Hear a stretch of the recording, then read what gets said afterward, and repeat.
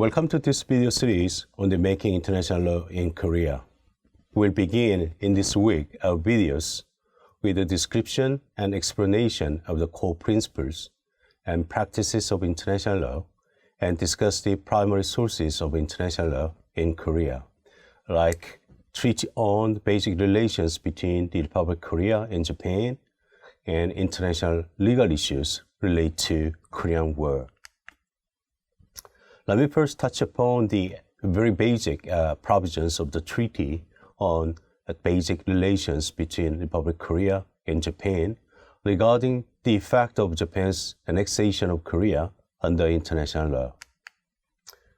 Korea and Japan signed the Treaty on Basic Relations between Korea and Japan, so-called the Basic Relations Treaty, on June 22, 1965, which subsequently came into force on December 18, 1965, in order to establish diplomatic and consular relations between two countries. This treaty, rather simple in its format, consists of a preamble and the main text composed of the 7 articles. The two countries face a tough road along the way to conclude Basic Relations Treaty, as they disagreed over the effect of the previous treaties concluded between them. While Korea asserts that all treaties relate to the annexation of Korea, including Korea-Japan Annexation Treaty of 1910, were null and void, Japan contends that those old treaties were valid at the time of the conclusion, but consequently lapsed with the establishment of the Korea on August 15, 1945. Discussion of whether the treaty related to annexation were void ab initio from the beginning or only became nullified at the date of the establishment of the Republic of Korea was closely related to the fundamental issue on the characterization of Japan's ruling over Korea from 1910 to 1945.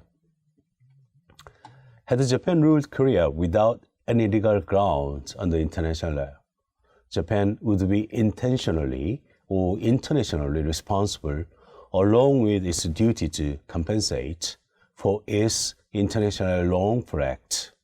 On the other hand, Korea wanted to make clear that Japan's so-called colonial rule over Korea was unlawful under international law, thereby allowing Korea to invoke international responsibility against Japan. In any case, Korea affirmed that it never discontinued as a state, at least in terms of a moral or mental aspect.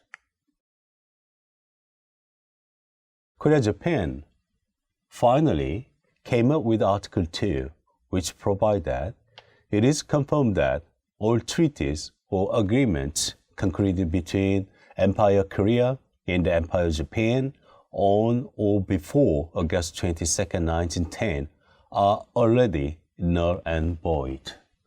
The insertion of the word already in this provision reflects an unwilling position of two countries through the strategy of intended the ambiguity.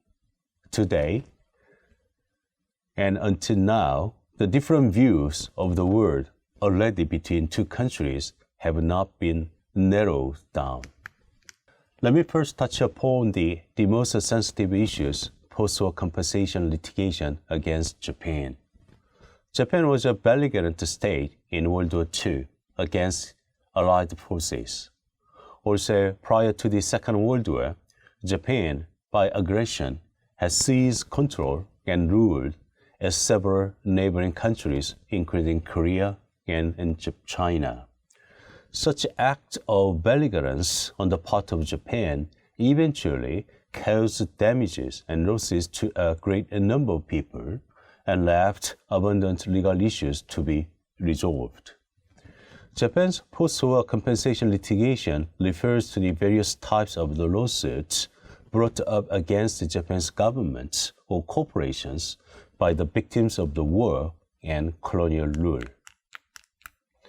A plaintiff in the litigation are mostly Koreans and Chinese, who are the biggest victims by war and colonial rule, but also included the Netherlands and the Philippines.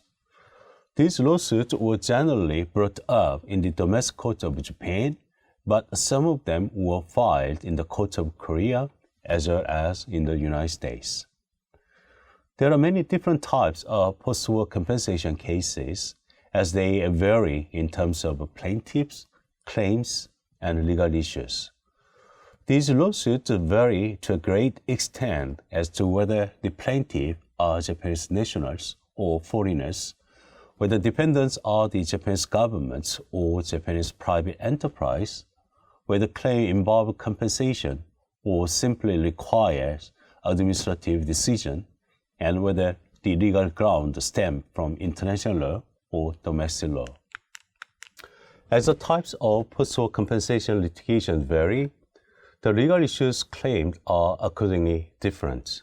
In domestic cases, key legal issues involve, but not limited to, the statute of limitations in civil lawsuits, extinctive the prescription period, and state immunity under the administrative law.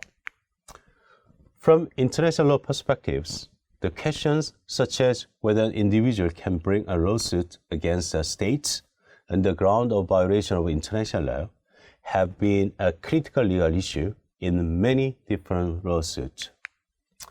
In the course of lawsuits, victims claimed in many cases that Japan violates international humanitarian law, committed grave violation of human rights, and violates jus cogens under international law. These claims were raised as a powerful means to overcome legal obstacles such as a statute of limitation, extinct prescription period, or state immunity in domestic cases. In this process, the issue as to whether an individual can bring a lawsuit against the states based on international law, along with the question of whether Japan violates international law, became the critical legal issues.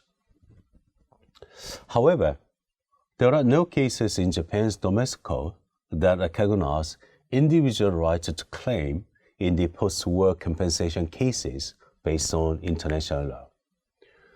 The issue of individual right to claim against states under international law was raised in following cases, even though the court did not recognize such rights. For example, Shimoda case, decided by the Tokyo local courts in 1963, concerning compensation to the victims of atomic bombing of the cities of Hiroshima and Nagasaki, and compensation for Siberian detention case decided by the Tokyo local courts in 1989, appealed to ruling in Tokyo High Court in 1993, appealed on the highest court in 1997, involving compensation for losses and wages incurred by the forced labor of those persons who were detained in Siberia as Japanese prisoners of war. In particular, the issue raised in Siberian detention case included whether compensation for its own nationals or prisoners of war is allowed under international customary law, and whether treaties or customary international law are directly applicable or self-exacting in Japanese domestic court. Regarding the standard of direct, the applicability of international treaties, the court required the explicitly in terms of the intention of the contracting parties, as well as the contents of the treaty, and denied the direct applicability of the relevant treaty or customary international law in this case. Another important legal issue under international law brought up by post-war compensation litigations is whether the waived rights of reparation claims by the nationals of the Allied powers derived from the Article 14 of the San Francisco Peace Treaty, the waived right to claim the compensation by Japanese and Soviet nationals, and the waived rights to claim compensation by Koreans and Japanese nationals, in this case Article 2 of the Agreement on the Settlement of Problems Concerning property and claims in the economic cooperation between Republic Korea and Japan of 1965 extinguished individual right to claim under international law, or whether only state rights of diplomatic protection concerning individual rights were extinguished. The corollary in the discussion is that, despite the treaty provisions, there still remains a right to make a claim in Japan's courts for those individuals who were victimized by the act of Japan's government or Japan's nationals during the wartime or the so-called colonial period. The Japanese administration would subsequently decide whether to provide remedies depending on its domestic court decisions. As a lawsuit against Japanese corporation within the United States was filed on occasion of the amendment of the civil procedure of the state of California in 1999, so-called the Hayden Act, Japan's administration asserted that a state rights of diplomatic protection as well as an individual right to claim had been extinguished. This in fact changed Japan's previous position on the waived individual right to claim by treaties.